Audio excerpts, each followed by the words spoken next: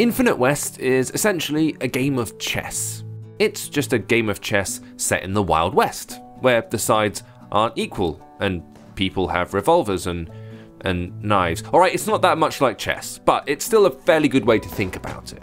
And like chess, there are strategies you can use to become better. We've played enough to know a good chunk of them, and we're going to share them with you right now. Healing takes a turn. Healing is an essential part of the game, but remember that it takes a turn to activate. That means while you're glugging a potion, all the bad guys on a level are gonna move, and this can put you in real jeopardy if you're not careful. A good way to protect yourself against this is to concentrate on upgrading your healing abilities on the first few turns. Up the number of hearts you've got, and get the boost that means healing potions are more effective. Get surrounded.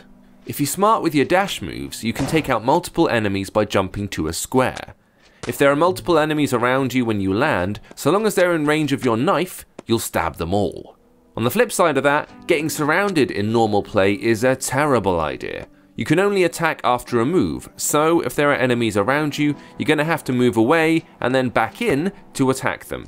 And that leaves you open to getting shot. A lot. Line them up.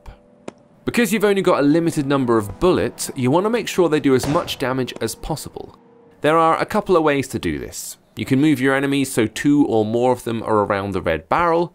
When you shoot this, it'll do damage to anyone in the adjacent squares. You can also shoot through enemies. If there are 2 bad guys in a line, shoot the one at the back, and the bullet will travel through the bandit in front and take them both out. Think ahead. So you know how your enemy moves, and you know where they can hurt you.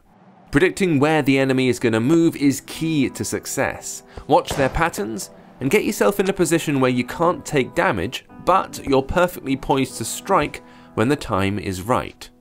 You see, it is like chess. And finally, work on your upgrades. In the first few levels, try not to get hit or use any of your special moves. This way you can focus on upgrading your attacks and healing powers for when you really need them. It might be easier to shoot your way out of a level, but playing smart will set you up for later in your run. Make your shots longer, make your dash go further, and when there are more enemies on the screen, you're going to be in a much better position to take them out without dying yourself. This video is made by AppSpy in association with Creature Quest, a game where RPG meets strategy in a quest for creatures from VC Mobile Entertainment. It's available for free on iPhone, iPad and Android devices right now.